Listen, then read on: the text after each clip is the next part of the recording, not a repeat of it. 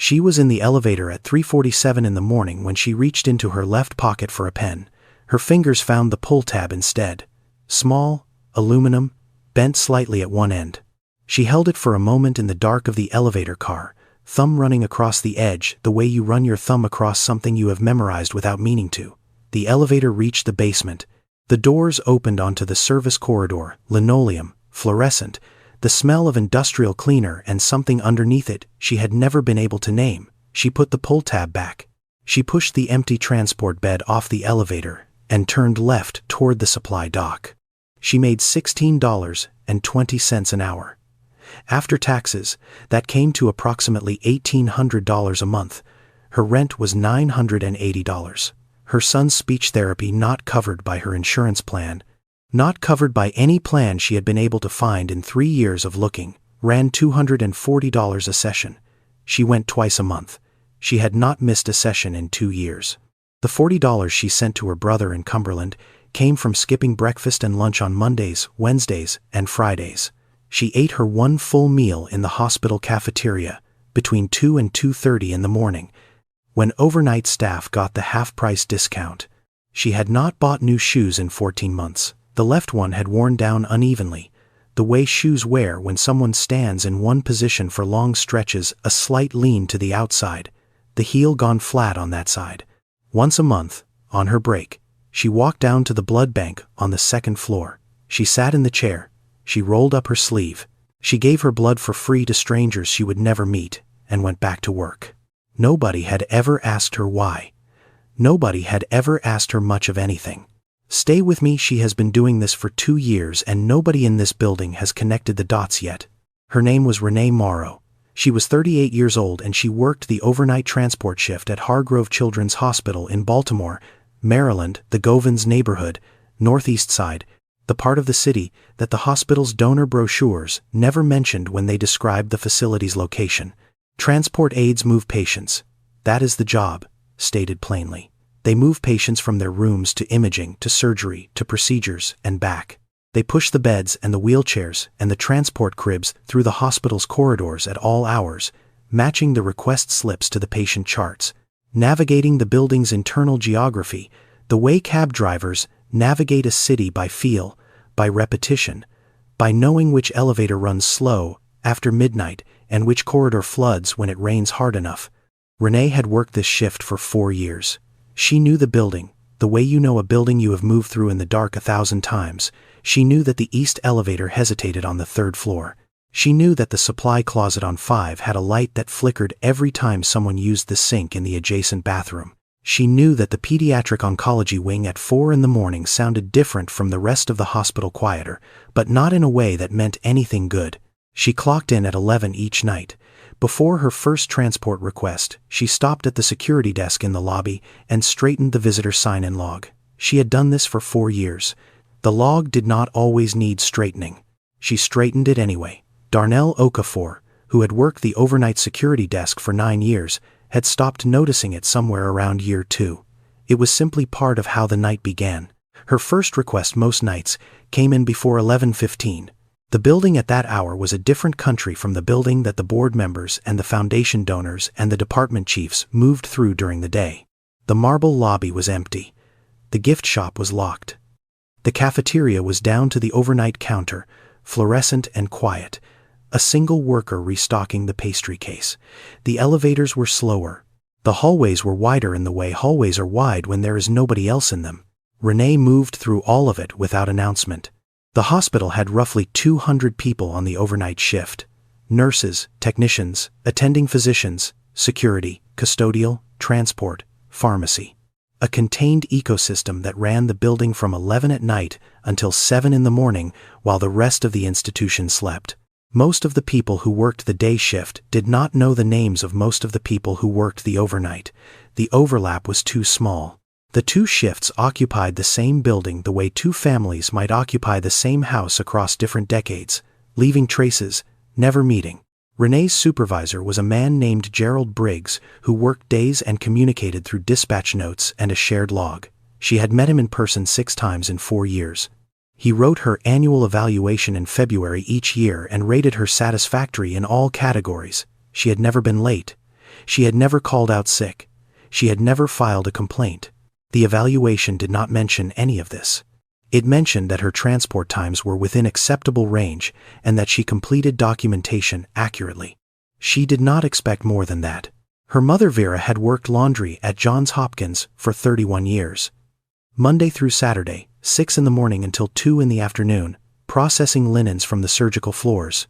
She retired at 62 with a small pension and knees that had required replacement at 58, one at a time, 18 months apart, each surgery eating through the savings she had set aside for the other one. When Renee was 9 years old, she found a wallet on the number 11 bus coming home from school. It was wedged between the seat and the window, a woman's wallet, brown leather, worn at the corners. Inside, $43 in cash, a Maryland driver's license, 2 credit cards, a CVS rewards card, and a photograph of 2 children she did not recognize. She brought it home and showed her mother. Vera looked at it. She looked at the name on the license. She looked at the address. The next morning, a Sunday, her one day off, she took Renee on the bus to the Baltimore City Transit Lost and Found on Fayette Street. The trip took 45 minutes each way. They handed the wallet to the clerk behind the counter. The clerk wrote something in a log and put the wallet in a tray without looking up. They rode home. Her mother never mentioned it again, not that afternoon, not later that week. She did not explain what they had done or why. She did not say anything about the $43 or the credit cards or the photograph of the 2 children. She folded the transfer receipt from the bus into her coat pocket, and that was the end of it. Renee understood without being told. She had been donating blood since she was 18, first at a drive at her high school, then at community centers, then wherever she found a blood bank that could take her. She had AB negative blood, less than 1% of the population. Every time she went, the nurse told her the same thing. "You are rare, we are always short on your type, thank you for coming." She went anyway, the way she would have gone, regardless of what the nurse said, because she had understood since she was 9 years old that having something someone else needs, and keeping it to yourself, was a particular kind of wrong that did not require explaining. She gave her blood, she went back to work. She did not think of it as extraordinary. She thought of it as Tuesday. Renee had been accepted to the radiologic technology program at the Community College of Baltimore County when she was 29. The program was 2 years. She had researched it for a year before applying the curriculum, the certification exam pass rates, the salary range for registered radiologic technologists in the Baltimore metro area. She had done the math. If she completed the program and passed her registry exam, she could make between $22 and $26 an hour. She could cover Cody's therapy without skipping meals. She could send Marcus his $40 without counting what was left in the checking account afterward. She applied. She was accepted. She enrolled. 18 months and 2 semesters from completion, 1 semester from her registry exam application window, Cody was diagnosed. Childhood apraxia of speech is a motor planning disorder. The brain knows what it wants to say. The signals it sends to the muscles of the mouth and jaw and tongue do not arrive in the right sequence. The result is not that the child cannot think or understand. The result is that the words will not come out the way they are supposed to, and the harder the child tries, the more the signals misfire. Cody was 4 when the diagnosis was confirmed. He had been trying to say his own name for a year. The therapy he needed was available twice a week, Monday and Wednesday afternoons, at a practice in Waverly that had a therapist experienced with apraxia. The wait list had been 14 months. Renee had put him on it before the diagnosis was confirmed, on the advice of the speech pathologist who had done the initial evaluation. The program's clinical rotations ran Tuesday and Thursday evenings, 6 to 10, and Saturday mornings. She could not be in 2 places. She did the math. She did it on a legal pad at the kitchen table at midnight, the apartment quiet, Cody asleep in the next room. She went through every combination. She called her mother. Vera's knees would not allow her to manage Cody's therapy transportation. She called her neighbor. Her neighbor worked evenings. She went through the math again and arrived at the same answer she had arrived at the first time. She withdrew from the program at the end of the semester. The credits were non-transferable after 5 years. She would need to re-enroll and begin again. She did not re-enroll. She got the overnight transport certification instead, 6 weeks, a test, a badge because the overnight shift paid the same as the day shift with a differential, and because the overnight shift meant she could be home in the morning to take Cody to school and pick him up in the afternoon before his therapy appointments. The math worked, barely. She took the job. She did not think of it as giving something up. She thought of it as a different calculation. Cody was 7 now. He lined things up before he went to sleep. Coins, bottle caps, the pull tabs from juice boxes, whatever had accumulated in his pockets during the day. He arranged them in a row on the windowsill, in an order that appeared to follow a system nobody had successfully identified. When the row was complete, he was ready to sleep. He could not say his own name clearly. He signed it instead, a C made with his right hand, held at his chest. He had invented the sign himself at age 5. His therapist had incorporated it into his program. The C was unambiguous. It was entirely his. The morning Renee had worked a double a coworker had called out. She had stayed. She had not slept in 26 hours when she finally got home. Cody was awake and waiting in the kitchen when she walked in. He did not say anything. He looked at her face, the way children look at a parent's face when they are reading the information that the face is not trying to give. He reached into the pocket of his pajamas and pressed something into her palm, a pull tab from a juice box, bent slightly at one end from being carried. She did not know how long he had been saving it. She did not ask. She put it in the left pocket of her scrubs and went to lie down on top of the covers, still wearing her shoes. She set an alarm for 3 hours later. She closed her eyes. That was 11 months ago. The pull tab was still in the pocket. Conrad Ashby arrived at the donor entrance on the east side of the building. Keycard. The short walkway from the parking structure. The anteroom with the 2 leather chairs. His name was on the donor wall, 3rd from the top. He took the private elevator to the administrative floor. The meeting was in the conference room adjoining the chief medical officer's office, the same room, the same table, for 14 years. Conrad was 61. His grandfather had built a distribution company in the 1940s. His father expanded it. Conrad sold it in 2003 and had not worked since, in the sense that his income required no effort. What he did instead was the foundation, the Ashby Foundation for Pediatric Cardiac Research, established in 2008, 17 clinical studies, treatment protocols used in 11 states. He had established it the year after his daughter Claire died. She was 8. A youth soccer game. A Saturday morning in September. She fell during the second half, got up, fell again. By the time the paramedics arrived, she was gone. Hypertrophic cardiomyopathy, a thickening of the heart muscle that had never been detected, because no one had looked, because there was no reason to look, because she had been healthy. The coroner used the phrase structurally abnormal. Conrad had read it in the report 4 times before the words made a shape he could hold. He had been in a lunch meeting 40 minutes away. His wife had called. By the time he arrived at the hospital, there was nothing to arrive for. He built the foundation because it was the only motion that felt like forward. The research funded by the Ashby Foundation had contributed to screening protocols that had identified the same condition in roughly 300 children in the past decade, children who had then received treatment, whose parents had not received a phone call. He knew the number.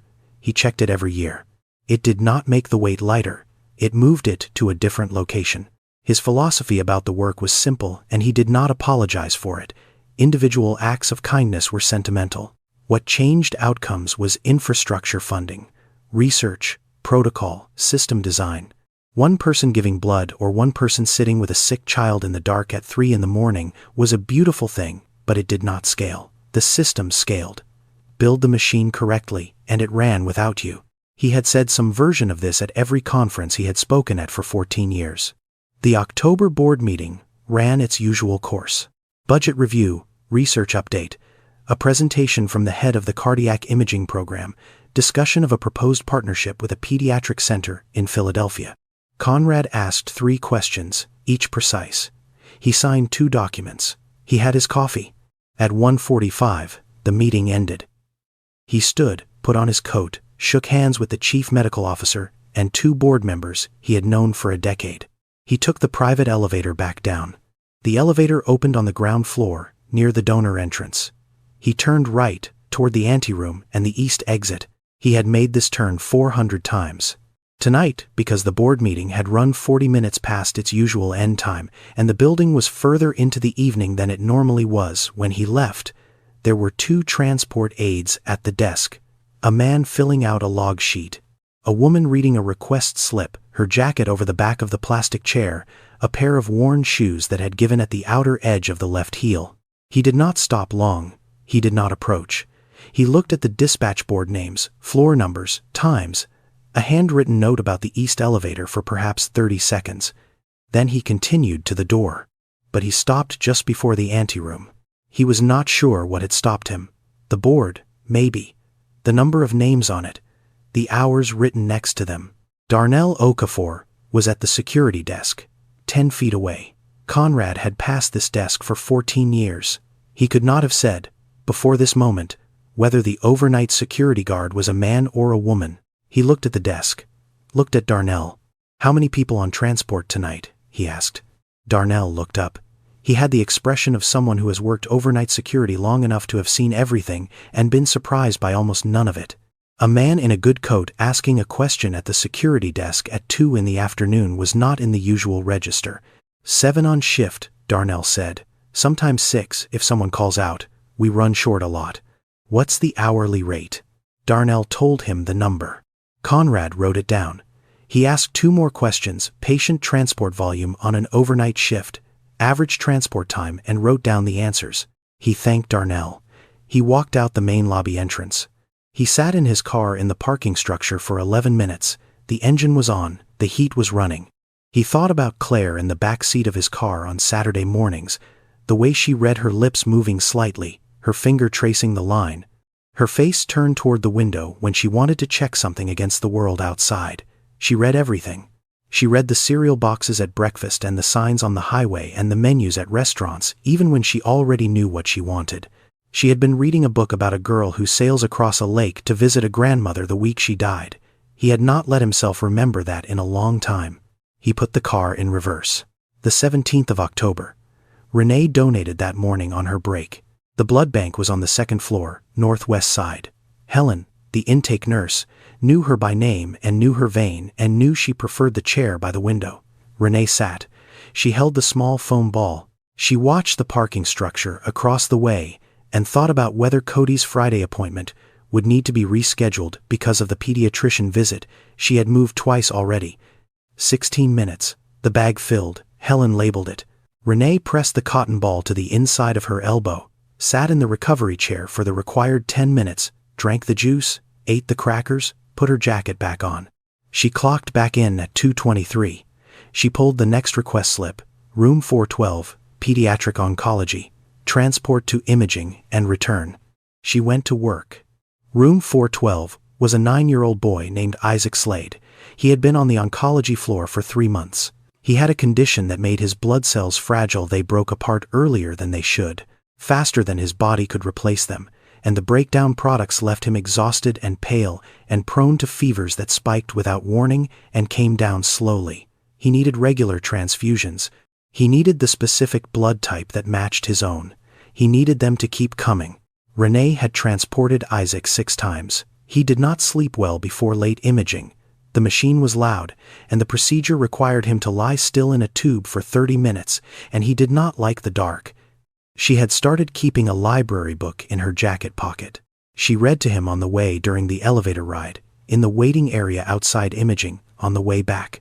Whatever she had, whatever she was in the middle of. She was currently in the middle of a book about a boy who builds a boat and sails it across a river to visit a grandmother who does not speak his language, and they spend a summer communicating through gesture and food and the construction of a small garden. Isaac liked it. He asked questions about the grandmother. Renee answered what she could and invented the rest. She did not consider this part of her job. She was transporting him to imaging and back. Reading was something she did in the transit time because the transit time was there and the book was in her pocket and he was awake and frightened. She did not mention it to anyone. She pushed his bed off the elevator on the 2nd floor and into the imaging waiting area at 2:49. The imaging tech took Isaac into the procedure room. Renee sat in the waiting area with the book open in her lap and waited. She was on page 112. The grandmother was teaching the boy to make dumplings. Patricia Slade found the routing slip on a Thursday afternoon in the third week of October. She was a nurse oncology floor, day shift, 4 years at Hargrove, Isaac's mother. She had learned, over 3 months of her son's treatment, to read hospital paperwork the way she read her own patient's charts, looking for anything that didn't fit, anything that had been processed too quickly or filed in the wrong place.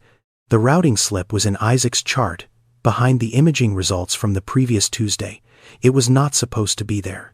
It was a blood bank processing document, internal, tracking a donor unit from intake to storage to patient use. It had probably been filed incorrectly during a shift handoff, when the night clerk stacked 2 forms together and they had not been separated. Patricia recognized what it was immediately. She read it. The donor ID number was an employee number, not an external donor number. The format was different. Internal donors at Hargrove, staff who donated through the hospital's own blood bank program, were logged with a 7-digit employee code rather than the 6-digit external donor code. She recognized the format because she had seen it on her own forms, the twice she had donated since starting at Hargrove. She looked at the number. She could not look up whose number it was from a routing slip alone. She did not have database access to the donor records, but she knew someone who worked transport. She knew her by sight, by the way she moved through the building, by the fact that she had seen her outside Isaac's room 3 times in the past 6 weeks, with a book in her hand and a transport bed in the corridor. She filed the routing slip in the wrong drawer. She did not report the misfiling. She spent 3 weeks thinking about what to do. She worked long enough shifts to be in the building at hours that overlapped with the overnight. One Tuesday, she stayed late to cover a colleague and did not leave until 5 in the morning. She had been looking for a moment since she found the slip. When she reached the basement stairwell door and heard the transport dock at the end of the corridor, she pushed through. On a Tuesday night in the second week of November, Renee was in the basement at 4:37 in the morning, returning a transport bed to the supply dock, when Patricia Slade came around the corner from the stairwell.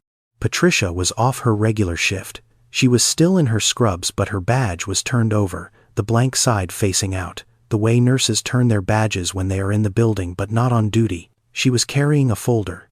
She stopped when she saw Renee. "I've been looking for you," she said.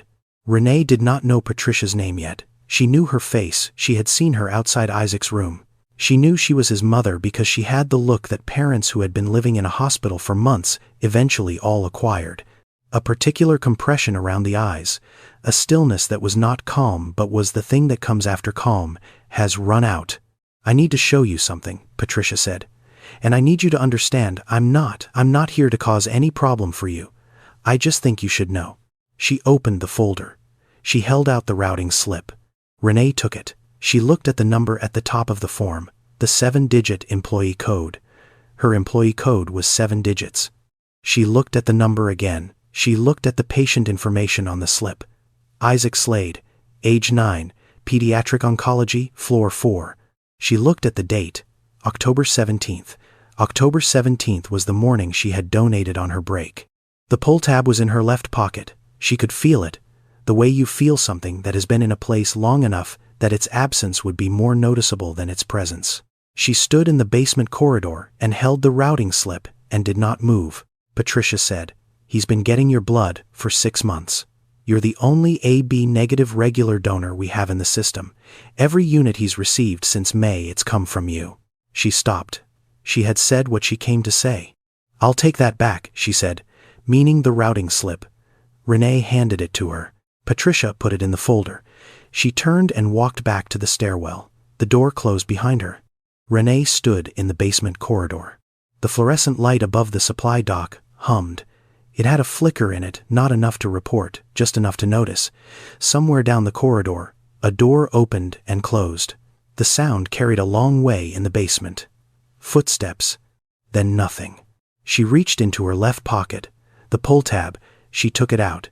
She held it in her open palm under the light. She looked at it for a long time. Then she put it back. She pushed the transport bed to its dock. She clipped the release on the bed rail. She turned around and went back to the elevator. She had 2 more transports before her shift ended. Darnell was at the desk when she clocked out at 7:14. He held out a note, folded once. "Your boy's school called. The The speech office. Message said call back before 9. He paused. Phone was off. I picked up the lobby line. She took the note. Thank you, she said. He looked back at his desk. She went through the lobby door into the morning. The call from Cody's school was about scheduling. She made it from the parking lot. January Thursday slot. Confirmation needed before end of month. She confirmed it and hung up. She sat in her car. The engine was not on. Somewhere nearby, a car started and backed out of a space, the reverse beep steady and even, fading as it turned toward the exit. She reached into her left pocket. She turned the pull tab over once. She put it back. She started the car and drove home. Conrad Ashby went back to Hargrove on a Wednesday 3 weeks after the October board meeting. He walked through the main lobby entrance, not the donor entrance. He had a specific reason for coming. The numbers Darnell had given him had not left his thinking in the weeks since. Darnell was at the security desk. You came back, Darnell said. I did. Conrad stopped. I've been thinking about what you told me. The woman on overnight transport. Darnell looked at him. He said nothing. I want to understand what a speech therapy certification program costs in Baltimore, Conrad said, and I want to understand what it would take to restructure overnight support compensation at a hospital this size. He paused. I'm not asking you to do anything. I'm telling you why I came back. Darnell was quiet for a moment. She donated again last week, he said. 3rd Tuesday. Same as always. Conrad wrote nothing down. He thanked him. He walked back through the lobby and out the main entrance. He sat in his car in the parking structure. The engine was on. He thought about Claire reading in the back seat, the book about the girl who sails across the lake. He had not let himself remember that in a long time, and now he had remembered it twice in 3 weeks, and something in the repetition told him the memory was not finished with him yet. He put the car in reverse. The Ashby Foundation's December board meeting was 3 weeks away. The budget review was already scheduled. Conrad called his director of operations that afternoon. I need the overnight transport compensation data for Hargrove, he said, and I need to understand what a speech therapy certification program costs in Baltimore. His director did not ask why. He sent the information by end of day. Conrad read it that evening. He sat in his study, in the chair where he had written foundation checks for 14 years, and read the numbers. He read them twice. Then he opened the budget document for the December meeting. He was going to build a machine. That was what he knew how to do. He was going to build a machine and it was going to run whether or not anyone connected it to the woman in the left-worn shoes who donated blood on her break and read to frightened children in hospital corridors at 3 in the morning. The machine would run. The numbers would change. Other people in other hospitals would feel the difference without knowing who had decided to make it. He picked up his pen. Renee did not learn about the Foundation's decision until February. A letter from Hargrove's Human Resources Department sent to all transport and support staff. Effective the 1st of April, the overnight differential was increasing and the base hourly rate for transport aides was being restructured. There was also a note about a new professional development fund available to overnight support staff for certification and continuing education costs. She read the letter at the kitchen table before her shift. It was 10:15 at night. Cody was asleep.